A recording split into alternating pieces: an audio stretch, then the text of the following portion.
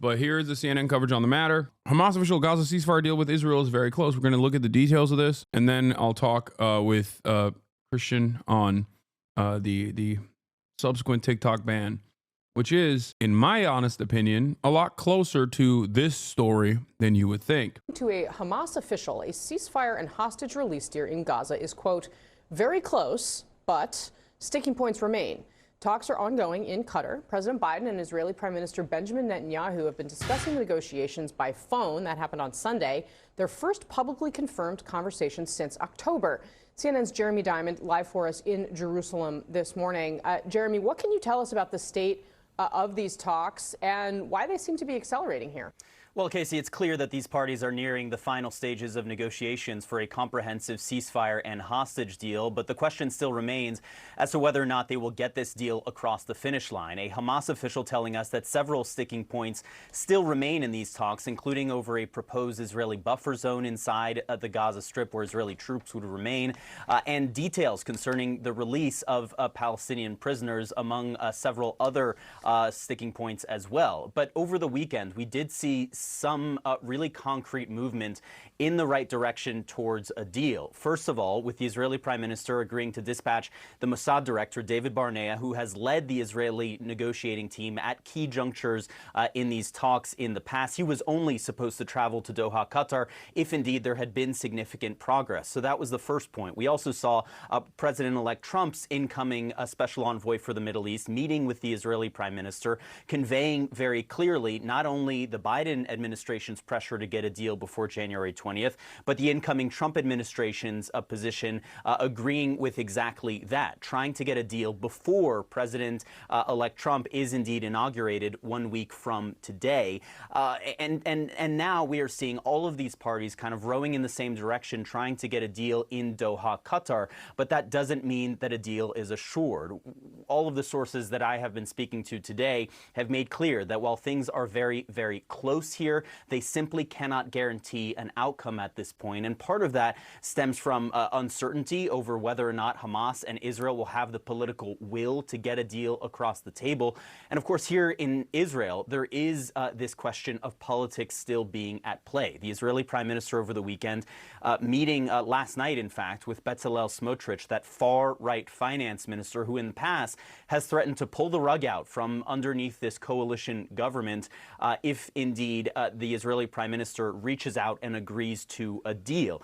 Today, in less than 24 hours after Smotrich met with Netanyahu, he took to Twitter to lambast this draft agreement that appears to be nearing potential conclusion, calling this deal on the table a, quote, catastrophe, describing it as a surrender deal, and urging the Israeli government to continue fighting in Gaza until Hamas fully surrenders to Israel. So a lot still at play here, Casey. Certainly some positive momentum, but uncertainty still remaining, as always.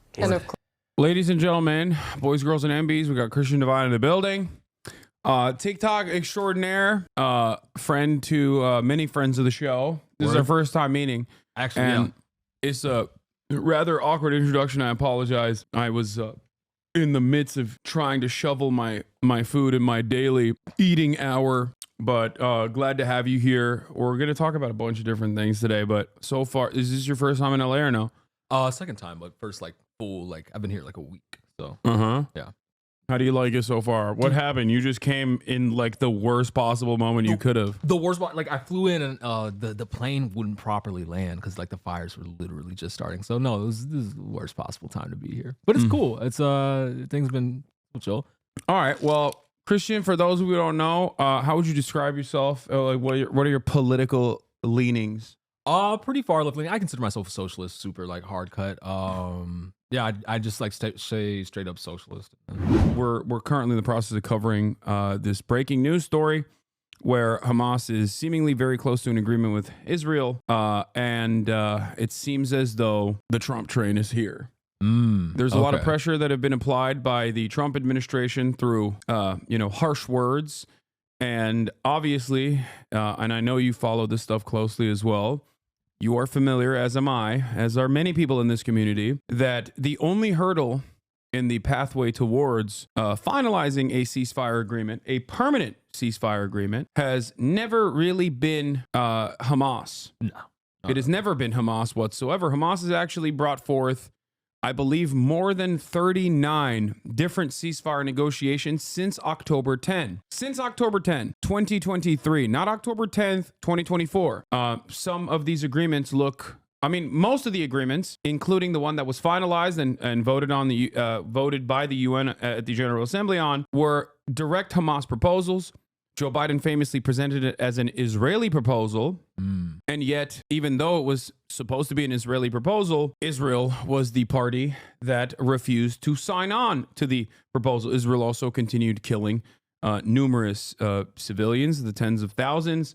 We will unfortunately not know the true estimate of the death count, even though Lancet says that the direct death counts are up to 46,000, which is a dramatic undercount, and that the number of casualties is a direct consequence of Israel shutting off all of the hospitals and destroying the electrical grid and destroying all semblance of civil society and civil life in the Gaza Strip means that the number is far, far larger than that. Israel's also obviously in the process killed almost every single journalist and engaged in what is known as a scholasticide, a deliberate targeting of scholars in the Gaza Strip, and the destruction of virtually every single institution of education in the Gaza Strip as well. But also, in terms of the conversation surrounding this ceasefire process, Israel assassinated the principal negotiator, the civilian chief of the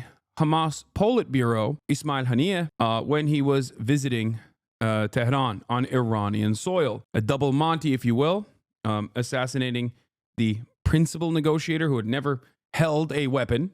Something to remember, something to consider. The leader of Hamas at the time and the principal negotiator in the ceasefire talks. Yet another instance of Israel openly showing the rest of the world that they are not interested in a real ceasefire whatsoever and only continuing the death and destruction campaign. There are a multitude of different reasons as to why Israel continued this death and destruction campaign, this genocide. There are selfish reasons and personal reasons, like the one that Benjamin Netanyahu, the reasons as to why for Benjamin Netanyahu's personal gain is because he doesn't want the prosecution that he was able to put a stay on because of October 7 to continue once he is removed from office. And I suspect something that I've talked about quite a bit was that much like Ronald Reagan, I believe Donald Trump also cut a side deal with Benjamin Netanyahu when he was running for office. This was, of course, still preventable by a competent administration in charge, like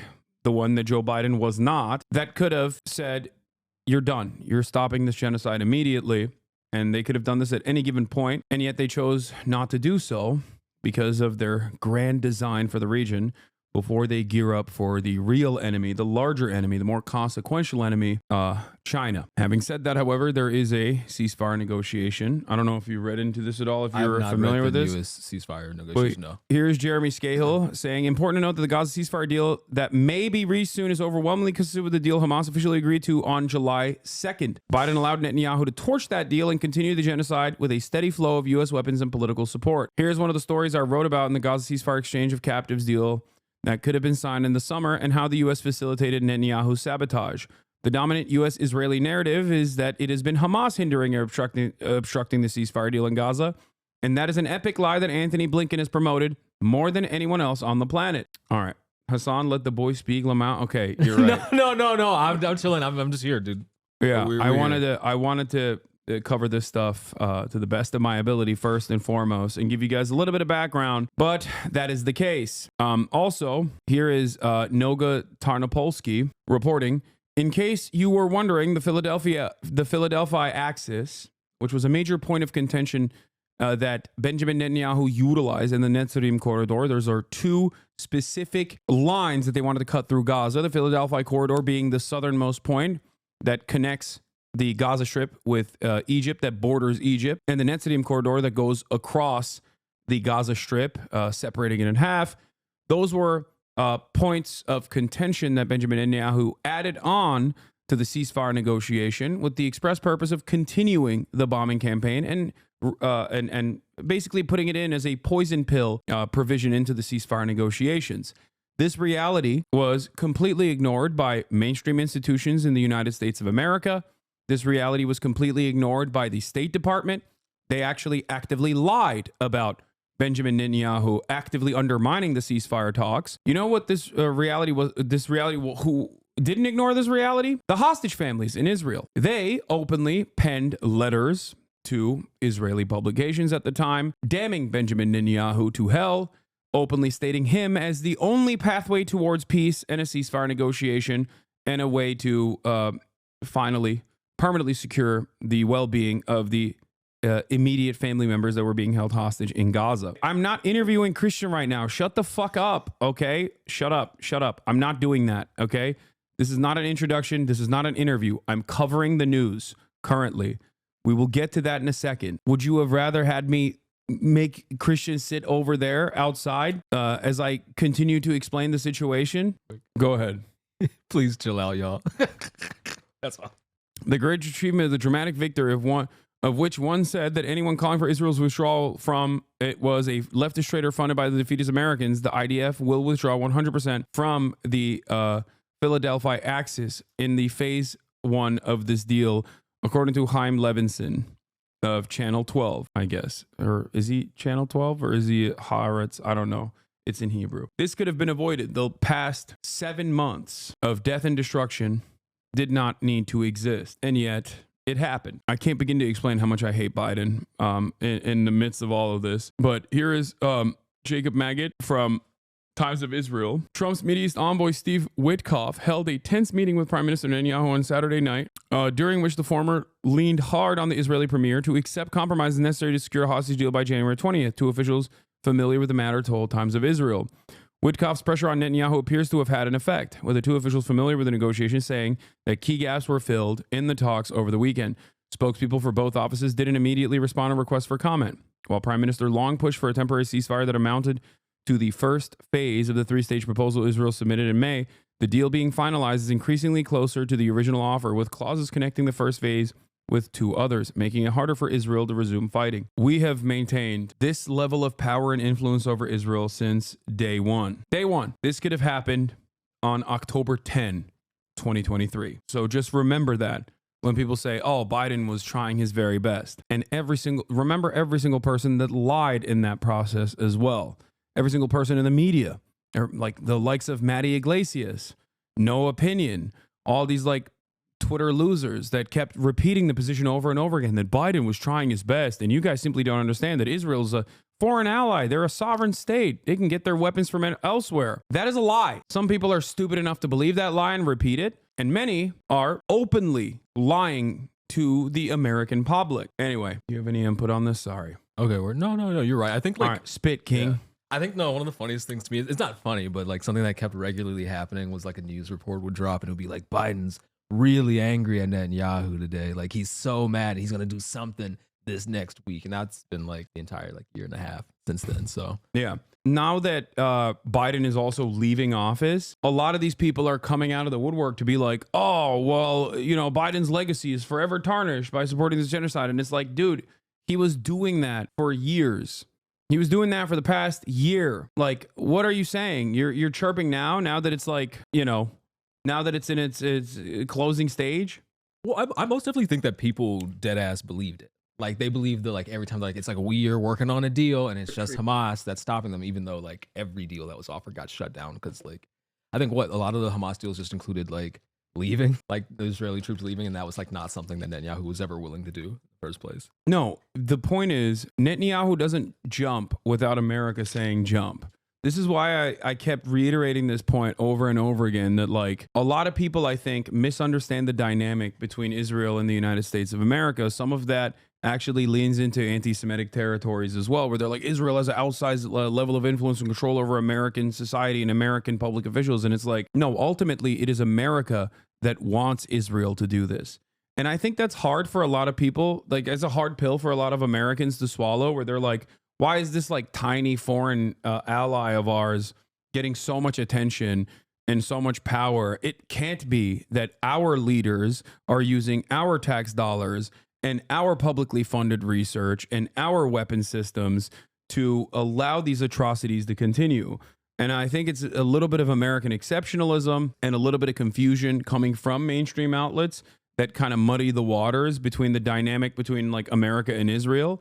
But the reality has always been clear. America wanted this to happen. Sure, there are actors within the Israeli government that have different ambitions, right? Yeah. But that doesn't change the dynamic of it's not about permission. It's about simply offering the logistics to be able to pull this genocide off. Yeah, no, big time. Because it's just like not possible without our funding. Like at any point. Look at the date of this article. Biden expresses frustration with Israeli Prime Minister Netanyahu, confirms 3-day pause request. There's like 50 of those articles. Yeah. He's so next time. I mean, even when I can't remember how many months ago it was where they're like, if they don't stop, when they stopped like food deliveries from going into Gaza, they were like, if they don't stop this by this date, we're going to stop funding them. And then there's like the next funding session rolled around and they threw another $1 billion. In the USS Liberty, is the USS Liberty not an example of Israel dog-walking the U.S. in at least one instance? Pretty hard. I understand the U.S. has the upper hand, but how do you reconcile such counterexamples? Great question, Chatter.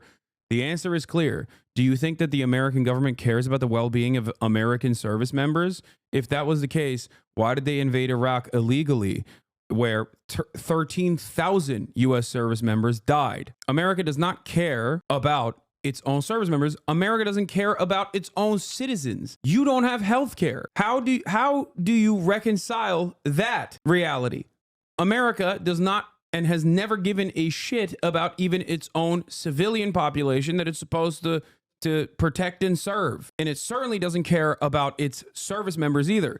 America also very clearly doesn't care about American citizens being killed, because how many American citizens has Israel killed so far?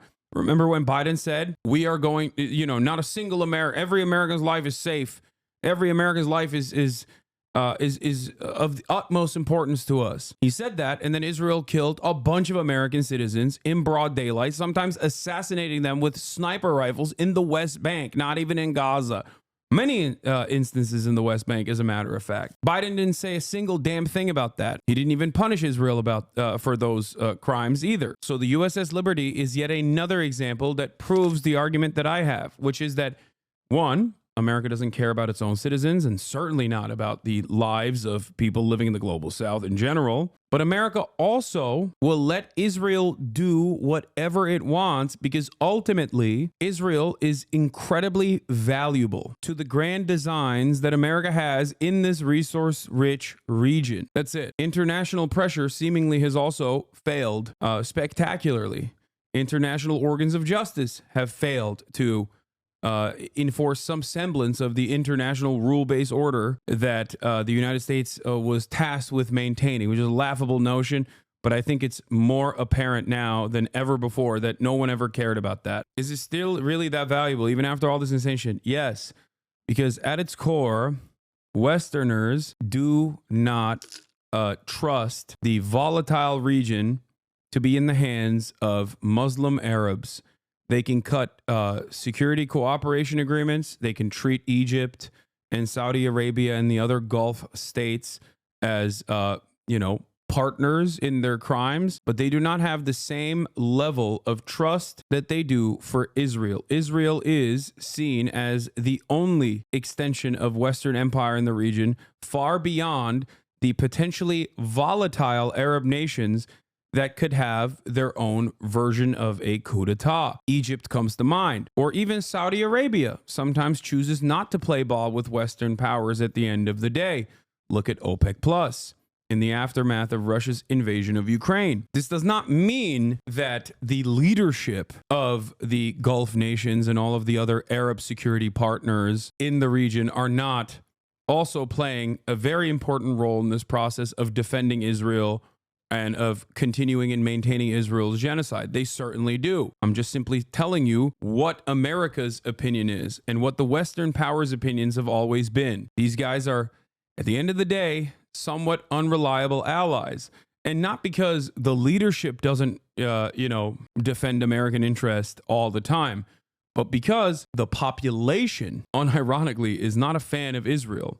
That's why I always repeat the position that like the leadership of these Arab nations are oftentimes at odds with the broader population. So that creates a massive security risk if they were to treat Saudi Arabia, for example, like they do Israel. They can't. All it would take is for the people to rise up and overthrow their leadership. This most likely will never happen in Israel. Anyway, if we were to end aid to Israel, who would replace them as a bulwark of Western interests in the Middle East? Ideally, there would be none, but do you think Turkey would pick up the mantle? Turkey already plays a very formative role as a security partner and long-term consistent ally. But Turkey is also yet another example of the inconsistency that I just presented. Turkey plays both sides. For example, they have, they definitely fucked over Russia pretty aggressively in Syria. But having said that, despite having American nuclear arsenals in its American military bases inside of its national boundaries, Turkey still ends up every now and then playing the role of regional actor, playing the role of a regional power and exercising its own influence and own interests. This and the fact that that same volatility and the hostility against Israel exists within the broader public makes Turkey a less stable nation in comparison to Israel. Stunned like the true believer he is, Netanyahu proxy Errol Segal laments, "We're the first to pay a price for Trump's election. The deal is being forced upon us. We thought we'd take control of northern Gaza, and they'd let us impede humanitarian aid." אמרתי כאן שהראשונים לשלם את מחיר הבחירה שלו יהיו האוקראינים, טעיתי. יכול להיות שמי שמשלמים ראשונים את מחיר הבחירה של טראמפ זה אנחנו, כי הוא בעצם העסקה הזאת, אני לא רוצה להגיד ננסים להיכנס לתוכה, לא להשתמש במילים, וגם אני לא יודע את כל הפרטים, ולכן אני אהיה יותר זהיר וכולי, אבל אני לא חושב שזה מה שאנחנו תכננו וזה מה שציפינו. חשבנו את דברים. Yeah, Trump is doing a woke ceasefire. He's doing a woke ceasefire in Israel. They won't let us continue to... What is this? Me. Hey, what are you doing? Hey, how are you doing? Journalist Ariel Segal. Journalist Ariel Segal close to Netanyahu. Oh, this is the same. Okay, yeah. It's the same thing that we just looked at. Looks like I was completely right that Trump was a lesser evil. I'm vindicated forever. Okay, take a week off, brother. What a fucking delusional... I literally said this. I said that Donald Trump is most likely going to be seen as the person responsible for the ceasefire months ahead of time. That doesn't make him the lesser evil, you dumb Wait till the second permanent annexation of West Bank happens under the Trump leadership, and then we'll talk about whether or not Trump is the lesser evil. You banned him till January 20th. I know. We'll come back during inauguration. Should not be overlooked that the ceasefire deal stuff is finally coming out at the same time that Biden is beginning his foreign policy legacy speech tour. Israel is turned humiliating him into a blood sport. Anyways, it's great that liberals spent years describing as something that could have been ended in a phone call as an impossible, unsolvable question that Biden has no control over. So Trump gets to come in with the deal as the statesman of the century.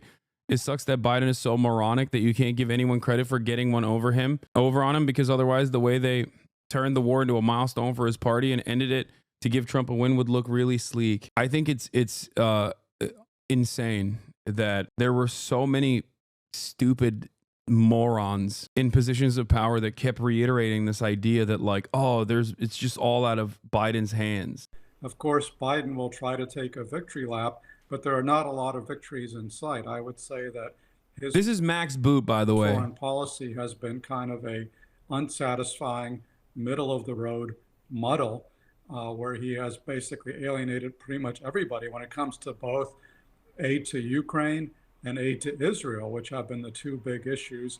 According to recent reporting, Israeli officials are reading the room and are now trying to ramp up their abilities to create their own arms and munitions so that way, if any superpower stops supporting them, which would never happen, they can still conduct genocide without worry. So who knows? Maybe Israel will take America's place in arming itself if we pull arms. Again, never going to happen.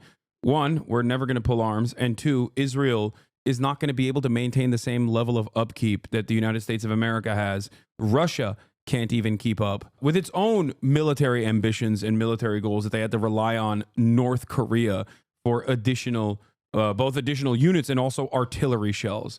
So America itself can barely keep up with the needs in Ukraine. The notion that Israel's tiny ass, micronation ass, apartheid state ass would have the necessary resources, manpower, facilities to be able to maintain a 7-front war on its own without American military and American weapons is so ridiculous. Without the United States' consistent involvement, without the United States' consistent aid, Israel could be defeated by Yemen, a nation that has very little resources and has experienced genocide until very recently by other Western allies. It's so ridiculous. Of his administration, he hasn't done enough for one side and he's done too much for the other side.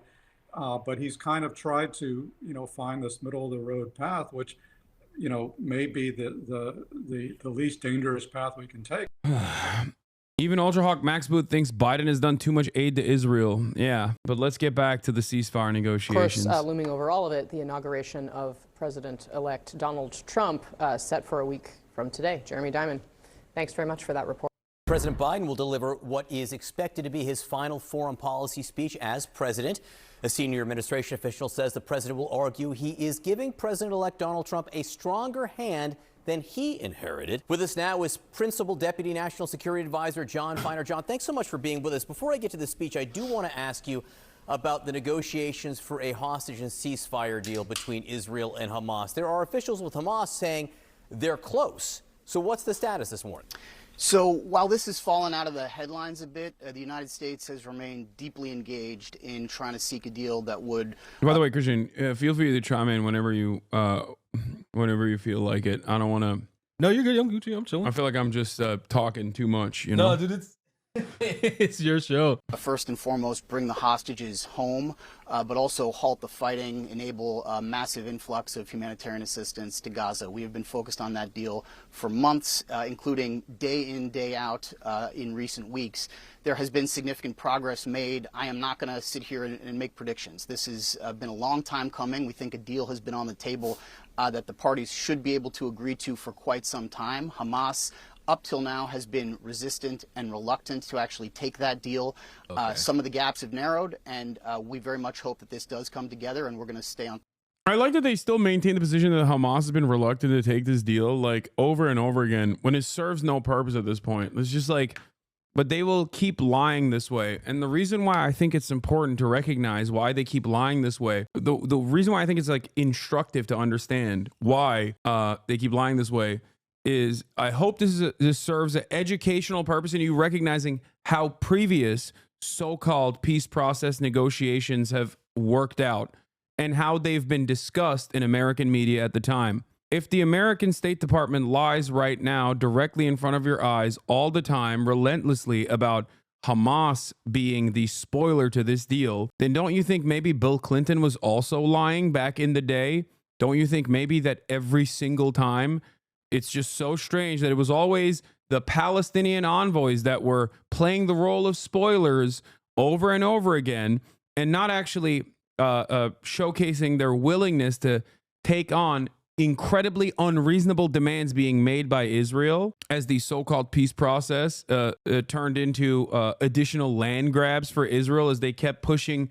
They kept pushing and pushing and pushing and making it seem like there was inevitably going to be a deal at the table at the end of the day, using that as shelter to continue illegally annexing and creating Bantustans in permanently occupied West Bank, illegally occupied West Bank. Top of it, but I'm not going to sit here and predict exactly when it or where it'll come together. No predictions, but are these talks in a different place today than they were a few days ago? Fundamentally, we believe there is progress being made. There is a deal on the table that Hamas should accept that could do all the things I just laid out. Again, bring the hostages home, halt the fighting, increase humanitarian assistance, and that some of the outstanding issues that were present in recent weeks have been resolved or narrowed. And we will see what happens over the course of the coming days. Our reporting is that Netanyahu wants to get this done because of Trump, wants to curry favor with Donald Trump. You know, to be honest, we're not focused on the politics of this.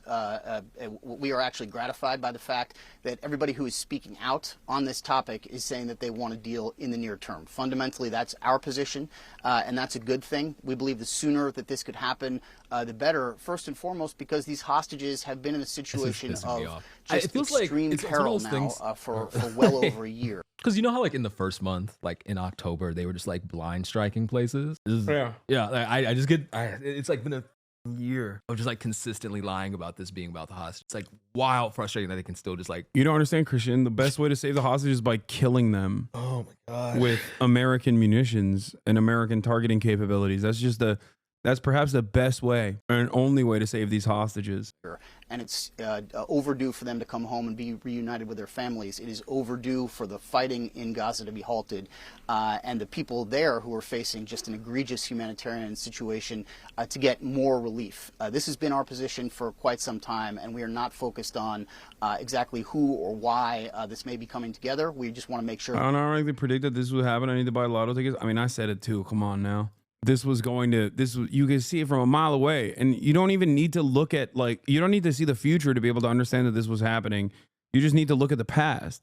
Ronald Reagan did this. Richard Nixon also did this. It's the same exact principle. It's the same exact thing that unfolded time and time again. And I think that the obvious party that is perhaps most responsible in this search, in this instance, is still very much the Democratic Party, because Donald Trump is not singularly the greatest deal maker of all time, and that he was able to apply enough pressure to Benjamin Netanyahu. The very same levers of power were in the hands of the Biden administration, and still is in the hands of the Biden administration.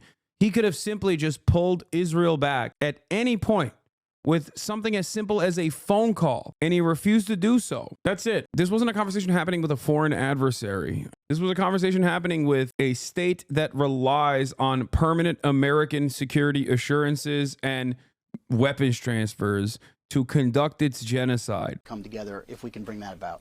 Talk to us about the speech today from President Biden. What is the chief message? Well, I think you'll hear the president say that through the work of this administration, the United States is now stronger at home than we were when he took office, stronger economically, a stronger industrial base, a greater lead over the rest of the world in the development of the sensitive technologies that will define the future of the global economy and of our national security. And that's because of the investments the president and, frankly, the Congress made early in this administration to strengthen our hand.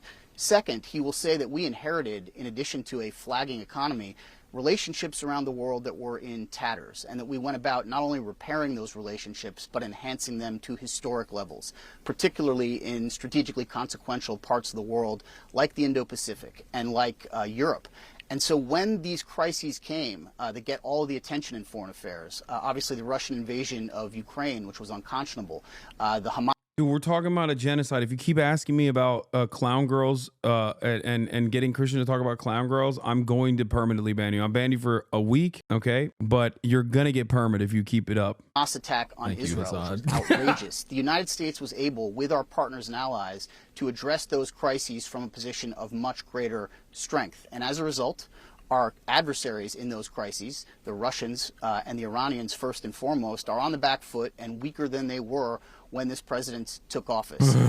The Chinese, who the United States has declared as our key strategic competitor, people were saying that they were ascendant when President Biden took office, that they would surpass the U.S. economically, that they would outpace us technologically.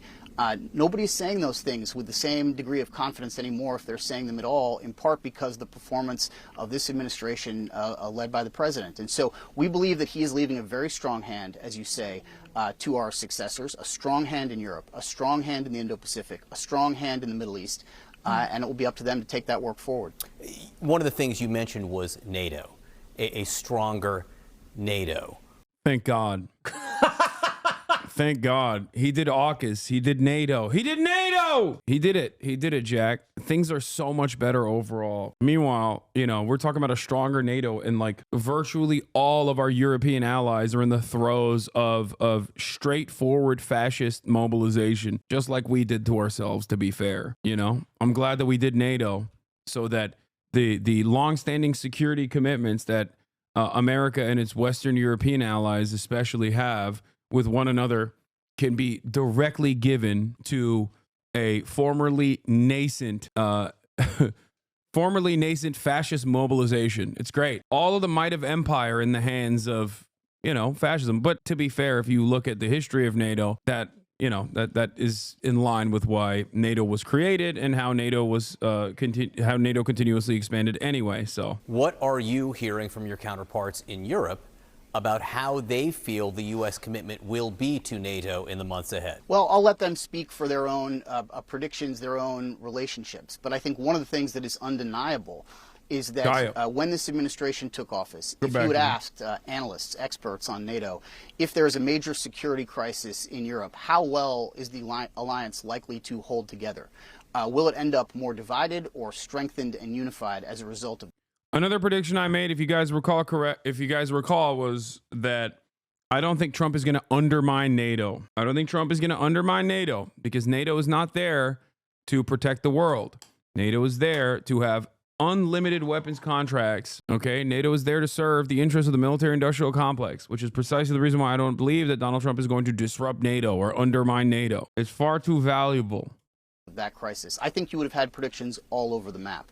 So the fact that when the crisis came, when Russia invaded Ukraine in an unprecedented way, which, by the way, we predicted and went around the world saying was going to happen, when NATO emerged not only larger because of the addition of Finland and Sweden, which gives an extra 1,000 miles to NATO's border with Russia that Russia has to worry about, but also stronger, with many more countries, almost 3 times as many countries spending at least 2% of their GDP on defense, and also more unified, despite this incredibly divisive. But he's already undermined NATO. How has Donald Trump undermined NATO? By forcing our European partners to put more into NATO than they were previously, which was so undermining to NATO that Joe Biden continued that policy. Is that what you're saying? If it was such a dramatic change of pace that truly destroyed these security agreements that we had, this alliance that we had with NATO nations, why is it that Joe Biden continued that? Aggression against Denmark? Oh, you're saying Trump coming in like this second time will undermine NATO and is going to continue to undermine NATO. Yeah, I disagree. He said he wants to leave NATO. I don't care. Donald Trump has said what Donald Trump says and what Donald Trump does is entirely different things. Okay, please stop focusing on what Donald Trump says and start focusing on what Donald Trump has done. And also, more importantly than that, what are the interests there? What kind of interest might Trump have? Genuine question, Hasan. Do people deadass take, like in your chat, do people deadass take what Trump says as like a reasonable word? No. Sure, but he's saying that is undermining NATO. Yeah, no. I don't think that nobody cares about Greenland or Denmark. If he annexed Greenland and turned it into a larger military base than the one that actually exists, no one. Okay, I'm going to reiterate this position. No one actually, there are some dummies because I have a policy of letting anyone and everyone speak in the chat as long as they follow for 10 minutes. So there are, people that are not in this community in general coming in to just like talk shit. But overall, no, broadly, people don't take what he has to say seriously. Action that Russia took. That came about because of hard work and frankly because of leadership by the president. So NATO is in a strong place. What the next administration does vis-a-vis its NATO policy, I'm not going to predict. How the other countries are viewing the incoming administration, best left to them. But the hand that is being dealt to the new administration puts them in a position to press the advantage should they choose to. Greenland is 88% Inuit people. The U.S. is not going to end up messing with Greenland. Inuit do not want to be U.S. citizens. If you think that the... America would never do that. Yeah, you're right, dude. That's America. I've never heard of America notoriously cares and is very considerate to the interests of an indigenous population. Every indigenous person I know says that. They love this place, dude. Yeah. It's like kind of famous that, Thanksgiving, like that is actually a celebration of the indigenous population and their interests and how much we love them, So yeah. Plus it doesn't matter. They can just like manufacture consent. They've already started. Every single thing that I told you is going to happen with respect to Greenland has already started happening. There's a Patriot polling firm that showed that 57% of Greenlanders want America to take over Greenland. Patriot polling? Yeah, Patriot polling came out with a poll. The funny part about it is that I guess the Republicans are not as like tactful as the Democrats are. Like the Democrats care about the aesthetics of the situation. So they'll do a more competent, they'll manufacture consent or try to manufacture consent to the best of their ability. Republicans kind of just give up on that front entirely. They'll just like they'll pay a bunch of homeless people like Donald Trump Jr. did in Greenland. They'll fly into Greenland. They'll pay a bunch of random homeless people to wear MAGA hats and then turn around and go, look, they love us here. They'll go to a silly ass polling group like Patriot Polling and be like, here, give us a poll. Give us some numbers about how many Greenlanders actually want America to annex Greenland. They don't even try hard enough. At least America, under Democratic leadership, the Democratic Party tries to, use NGOs and numerous other parts of the State Department's expansive apparatus to try to craft an elaborate ruse, try to craft an elaborate reason as to why America must intervene in whatever nation we have interests in. Republicans don't do that. They're just like, yeah, no, f it. What are you going to do about it? Well, it's like a whole thing where like specifically the repetition of information makes people think it's true. So it doesn't matter if it's like true or not. If people see it enough times, it like registers in the back of your brain like, oh, maybe I don't know this, but maybe it is actually a little true that people like Greenland wants us. I saw it like 5 times. Yeah, no, that's how it works. Yeah. Oh, by the way, this was really funny for all the people that say like, oh, Donald Trump would never actually accelerate American foreign policy in the same way that Joe Biden did. Hey, here's your Donald Trump is going to dismantle NATO chatters. Donald Trump to urge Zelensky to lower Ukraine's conscription age to 18. Shout out, send the kids to war. The kids crave war. The W in the chat for war. And this is, once again, probably the most reputable paper on American foreign policy. Financial Times has so consistently been one of the best American-based outlets or Western-based outlets on what is going on in Israel as well. Yeah, Mr. I'm gonna end the Ukraine stuff in a day. Guys, I think this war is wrong. Sent April 30th, 1945. A growing number of Israeli soldiers are speaking out against Israel-Hamas war. They said they did or saw things that crossed ethical lines. Some 200 soldiers have signed a letter saying they'll stop fighting if the government doesn't secure a ceasefire. Interesting that it's happening right now. I'm at an event in Tel Aviv that is being put on by soldiers who say that they... Dude, it's crazy that American media is so fast when it comes to covering stuff like this. Yeah. And yet it takes them sometimes a year to unearth these truths that nobody could have foreseen, like the lavender targeting system that Local Call and Plus 972 magazine reported on literally a year ago. That was first reported in Western media in New York Times as an afterthought literally 2 weeks ago. And they still didn't cover the full scope of the program. I don't even think they mentioned Where's Daddy, which is the extra evil side of the already evil AI targeting system. I mean, it's interesting. Why is the Associated Press reporter at this like random gathering talking about how the IDF must remain a sympathetic force, actually? They are refusing to continue to fight in Gaza. The soldiers said that they do not agree with the way that this war is being fought. Some of them have been inside of Gaza, say that they don't agree with what they had to do or what they saw. Soldiers in the field have a lot of freedom, freedom of act. They can do pretty much whatever they want and they won't be accountable. As a therapist, I see the suffering of both sides, and especially the suffering of Israelis, soldiers. That's a crazy sentence, but dude, yeah. That's a wild sentence. I'm not, dude, you don't understand. The genocide that these guys were conducting was so traumatic for them. Dude, who was it? The New York Times that posted that article that was like, I had to go through. I was in my tank, and it was CNN. so much. I think it was CNN. Yeah, and it was like it was so much blood, and I thought to myself, this is bad. The bulldozer guy that killed himself, and his bestie that talked about how he couldn't eat meat any longer because like it reminded him of the child skulls that he had crushed with his bulldozer. Yeah, it's great. We're at the shoot and cry stage of the genocide denial, and the genocide hasn't ended yet. Why would they include that? I find it like, hold on, let me give me a second before I start. I feel like, hey guys, I can't even eat meat no more, dude. I can't even enjoy a sandwich like that. It's a crazy thing to say. He got out of Gaza, but Gaza did not get out of him. Israeli soldiers returning from war struggled with trauma and suicide. Yeah. But it's like from killing people. Yeah, no, from killing them in the most barbaric ways possible, killing civilians in the most barbaric fashion, you know? Oh man. I have a suggestion for all of these people that could save themselves from the trouble of getting crippling PTSD.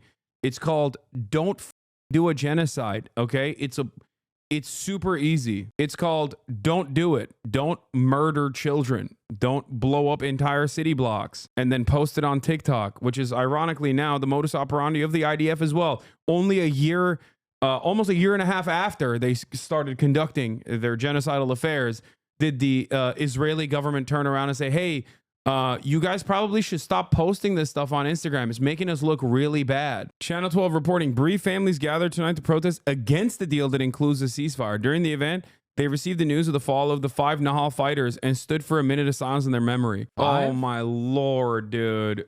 Dude, these settlers are so fucking psychotic, dude. Jesus Christ. This has got to be a settler group. It's just like, and it never actually attracts in their minds as to why more people are dying. You know what I mean? More of their soldiers or their brave soldiers are dying, waiting to have their semen extracted by the goon platoon. I wonder why. It's because Netanyahu is not doing a ceasefire. Yeah, the woman on the far left is why I said it's got to be a settler group. She's one of the most rabid ones, a particularly psychotic individual. Been watching since before I got my IDF draft letter. Luckily, I could get out of the draft because my mandatory service would have been during this phase of the genocide. Thanks for your coverage. Hey, man, thanks for saving your ass and also not participating in this, you know? Shout out to that. There's a lot of HasanAbi heads in Israel that have dodged the draft, and some of them even went to prison for it. I've interviewed some of them. Dude, in like the October, November months of like 2023, when people were talking about like draft dodging, like, well, they'll go to jail. And it's like, dude, I feel like jail on your conscience, not that bad. Yeah. Like comparatively to like genocide. I don't know why that was like brought up ever. You really want congrats for not participating in genocide, bro? Man, shut up. You don't understand the social conditioning that takes place when you grow up in a fascist apartheid state. You just don't understand it. Look, I'm Turkish. I grew up in Turkey. I in that regard, I have a lot of praise for the people that see all of that and withstand all that social conditioning, withstand all that dehumanization of the Palestinians, and still can recognize right from wrong. You don't understand it until we talk about something that America's interested in. Many chatters that will turn around and be anti-Israel and even shit on Israeli citizens who refuse to participate in this genocide will literally never bat an eye at like Hiroshima and Nagasaki, or never bat an eye at I don't know, any number of different things that America has engaged in all around the world, you know? Yeah, it's one of those things where like people don't quite understand the amount of propaganda they're under. And like I in high school, most definitely, like when you hit like World War II, it's like this was the thing that would have stopped more deaths. And it's like, no, like that's a part of it. Like that's the layer that you're not seeing. And it's like the amount of propaganda that Israeli citizens are living under. It is impressive when people dip. Being a draft dodger in Israel is like being a Republican in America. We're all ostracized from society and are under attack for our moral bravery. Republicans are under attack. It's like being a Christian. I would say it's like being a Christian in America. A white Christian man attacked for existing, for doing the right thing. This is a joke, chatters. He is joking, okay? He's being sarcastic. The most oppressed class. Bro thought jokes could fly. Christian looked incredibly confused when you mentioned Goon Platoon. Wait, Christian! Wait, he's pissing. I'll wait for him to get here. It's not just jail. You lose your family, friends, job opportunities. To clarify, I would have chosen jail over participating in the genocide, but I had enough disabilities and enough time living in the U.S. to get out of it legally. Yeah. No, I know. You, dude, even if you're not eligible for the military, or even if you do, serve in the IDF and go through your mandatory conscription and then realize it was incredibly fucked up and join like, I don't know, Breaking the Silence or whatever. Yo, shout out to Breaking the Silence. You're still endlessly ostracized by the rest of Israeli society, especially considering, and we look at the data readily available on this stuff, that like 75% of your peers at any given moment are like permanently supercharged on their genocidal ambition, and you're the one guy in every group that they look at and go, oh, this guy's a leftist freak. Israeli society is so reactionary that like socialist or leftist is utilized as a smear. Even in America, the leading nation for the Red Scare, at least like when you say you're a leftist, people don't automatically assume it's a pejorative. Socialist, they do, but... Something interesting is like back in 2022, I was at like the JCC, which is like the Jewish Community Center in Manhattan. They were showing, they have this film festival called The Other Israel, and it's towards like a lot of like alt communities, sort of like protest communities. And they showed this film called Protest, which was about like different people in the States who had protested like about Palestine, and they got like the newspaper taken down or like gotten like fired from their jobs and stuff. And like the conversation that was had afterwards by like the Jewish folks who were there, who were like, okay, like in one of the shots there's a protest sign that says Zionism is racism, right? And like people who they were like, okay, I support this film, I support this message, I could not show this to a family member without them like going off on me. It's like, how do I take this message to the people back in Israel? How do I take this message back to people? And it's like the amount of like pressure is like wildly overwhelming. You looked, chatters were saying you were confused when I said goon platoon. Are you familiar with the IDF semen extraction squads? No, I'm not. Oh. What the fuck is the goon platoon? Oh. No idea. She thinks it's just another rocket attack.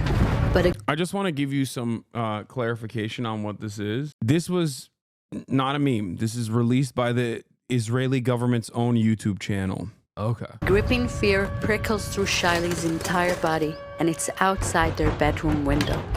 Her husband, Yahav, fights the danger as Shiley runs, leaving everything behind to protect their baby, Shaya.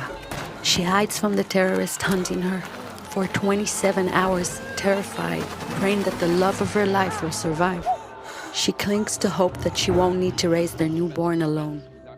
4 days later, her heart shatters. She hugs Shaya tightly and knows where I think it's going? she must fulfill Yahav's dream to create What? She must fulfill Yahav's dream to create more life. Play it. more life. So, Shiley puts out a call for the unthinkable to retrieve his seed and be able. Shiley Atari, I have 2 hours to get my husband's sperm sample after he sacrificed his life. Who can help? What? Why are you? It looks like you're confused. This is a pretty normal thing. And not weirdly eugenicist at all, I think. Finish it. able to continue growing their family. She's in her own war against time, and the crowd leaps into action to Until the sperm is no longer viable. complete her desperate mission. But it's too late. They Shiley lost the did nut? everything she could to save her family. That's We still have time to save ours.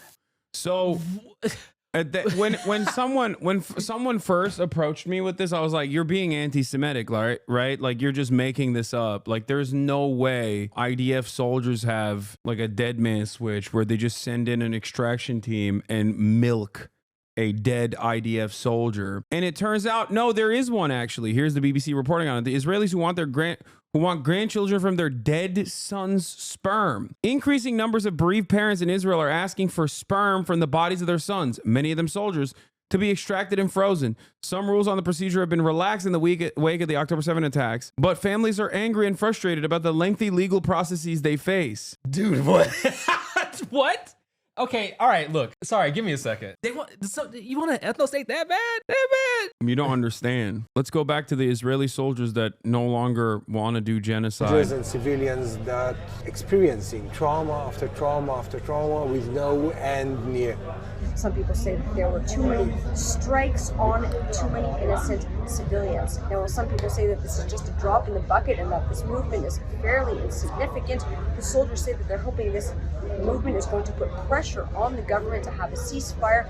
I'm at an event in I just think that the timing of this and the coverage of the timing of this is like awfully convenient. You know what I mean? Not to be super cynical here. I'm sure that there are plenty of people who are horrified by all of the violence that they saw. They were victims of social conditioning and played a role in the continuation of this genocide. But I do feel weird about the timing of the Associated Press Tel Aviv bureau chief going in and covering this immediately to be like, no, you don't understand. The IDF is not like this. They're really sad about the It's because these organizations have existed for years. They've existed maybe not this specific one, but there's been at least IDF veteran organizations that are like, this is bad, genocide bad, apartheid bad for decades. It's not like a new phenomenon to cover it now. Yeah. At the same time as the reported breakthrough in ceasefire talks in Qatar, an Israeli airstrike hit a school in Gaza City, sheltering displaced Palestinians. Survivors said as many as 8 people, 6 of them children from the same family, were killed. Each day of progress on a ceasefire remains another day of continued misery in Gaza. We are fed up. We want a truce. Enough tricking us and telling us every day, tomorrow or the day after. It's been a year and a half that we've been getting by. It's been a year and a half that we've been fighting for our lives. How long must we continue like this?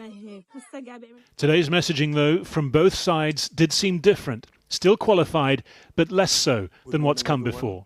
Progress was made. We see some progress in the negotiations. Israel wants a hostage deal. Israel is working with our American friends. I will never forget that there were mass protests that took place in Israel. Okay. People just like stood on the streets, hostage families. It came a little bit after like the initial July 2nd ceasefire agreement. And then I believe there was, what was it? I think like Israel ended up killing some hostages or something in an operation. And people protested in the streets saying like, you are the reason, you like Benjamin Netanyahu and this administration is responsible for our family members and our friends not coming home. And I remember American journalists sitting in front of those protests, watching these guys get water sprayed, watching these guys get hit with a water cannon and being bludgeoned and going, these guys are serving the interests of Hamas by participating in this protest.